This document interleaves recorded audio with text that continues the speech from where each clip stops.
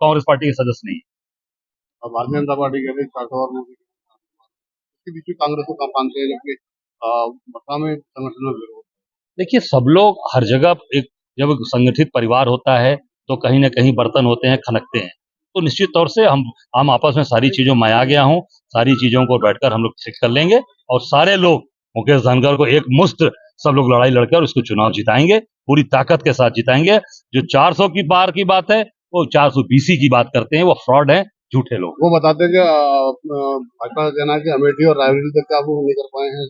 वो अभी समय आ जाएगा, बता दें। उनके भी तो कहाँ घोषित हुए हैं, उनके रायबरेली कहाँ घोषित हुई है?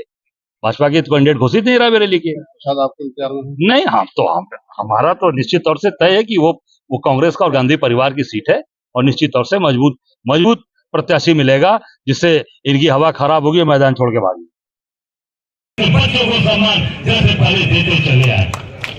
अभी आप उठा के देखो, किसानों पर अत्याचार अन्याय हो रहा है, पूरे किसानों पर भी गोलियां और बम चलाई गई थी आधार पे, किसानों को प्रताड़ित किया जा रहा है, किसानों को बर्बाद किया जा रहा है। अब एमएसपी का रेट तय नहीं है, गन्ना के लोगों का भुगतान नहीं है गन्ना मिलों में। और वो योगी कह रहे हैं कि गन्ना हम मालिक जो है, किसान जो है गन्ना मालिक बन जाएगा। पढ़ा होगा आपने न्यूज़पेपर में कि गन्ना जो मिल मालिक है वो हट जाएंगे, उसको किसान बना देंगे।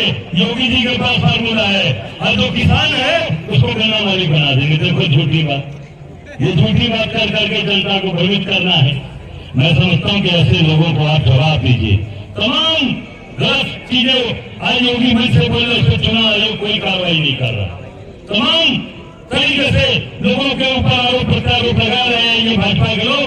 आज सुने तो सुना, यही आग्रह करूंगा आयोग से उसको संज्ञान ले और उसको जरूर ऐसे जो गलत बात बोली जा रही है, जो धर्म के खिलाफ बोली जा रही है, समाज के खिलाफ बोली जा रही है, उनके ऊपर जरूर कार्रवाई होनी चाहिए। तो इससे लगेगा कि पूरी तरीके से चुनाव पारदर्शी है, चुनाव ट्रांसपेरेंट है और अच्छा चुनाव ईमानदारी का हो रहा है। इनके ऊपर कोई कार्रवाई नहीं हो रही, ये मैं मांग करता हूँ आयोग से। कैसे लोग जरूर ऐसे जो भी, चाहे मुख्यमंत्री हो, प्रधानमंत्री हो, उनके जो भी ऐसे गलत करते आ रहे हैं, जो समाज विरोधी आ रहे हैं, जनमानस विरोधी आ रहे हैं, उनके ऊपर जरूर कार्रवाई होनी चाहिए। मैं आप लोगों से यही आग्रह कर रहा हूँ कि आप उठाकर के साथ इंडिया गठबंधन के प्रत्याशी मनीष, हमारे मुकेश, इसको जिताकर भेजिए आप। हम सब लोग, ये आप जैसे आपने देखा कि लोग बहुत चुनाव में, मेरे चुनाव में, विधानसभा के चुनाव में, लोकसभा के चुनाव में भाजपा ने क्या कहते हैं कि नीचे प्रत्याशी को मत देखो, ऊपर देखो, ऊपर देखो मोदी जी को, मोदी जी को। और ऊपर क्या देखोगे भैया, ये तो हेमा मालिनी को देखा नहीं, ऊपर देखते हुए दे दिया। तो हेमा मालिनी आती कहाँ है? कहीं घर है उनका? कहीं घर है कि नहीं? आते रहती है कि खाली ऐसे ही किराए पे रहती है? आगे कार्यकर्ताओं से नहीं मिलती है। तो ऐसे लोगों को यार जिताकर आप इस धर्म की नगरी से भेज रहे हो, जहाँ धर्म की, जहाँ जय जयकार होती है, जहाँ धर्म लिखा जाए। कंपनी से 250 करोड़ रुपया उसे चंदे के रूप में लिया है। जो गौ माता की रक्षा की बात करते हो, गौ के पूजन की बात करते हो, उस गौ मांस बेचने वाली कंपनी से 250 करोड़ रुपया भारतीय जनता पार्टी के लोगों ने चंदा खाया है। चंदा खाकर ये राम भक्त बनते हैं, भगवान कृष्ण की बात करते हैं, गौ की बात करते हैं, मानवता की बात करते हैं, इंसानियत की बात करते हैं। ऐसे लोगों को निश्चित रूप से धर्म की नगरी से उखाड़ कर फेंको, भगवान को। ये आप लोगों से मैं आग्रह और निवेदन करूंगा कि गौ मांस जो बेचने वाली कंपनी है उससे ये पैसा खाते हैं। प्रदेश बातचीत आया तो कई बार हूँ दर्शन करने, कोई पिछली बार भी हम लोग आए।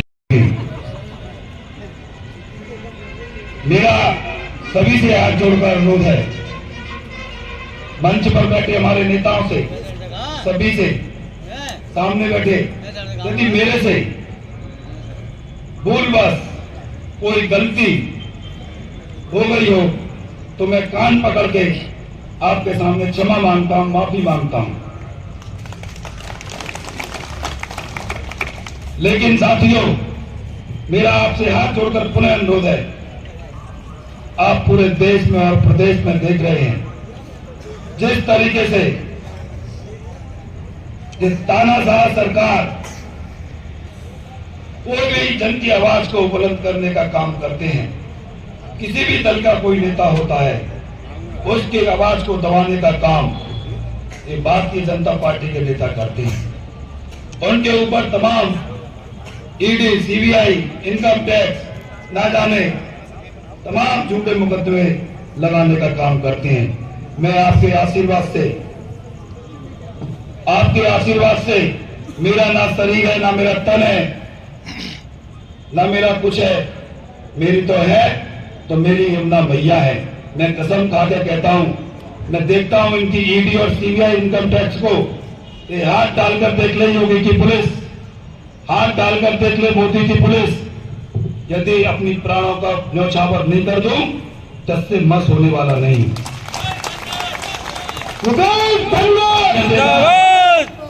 आपके बीच का साथी हूं। आपने मुझे समय समय पर प्यार, आशीर्वाद, मैं उसका आजीवन ऋणी रहूंगा।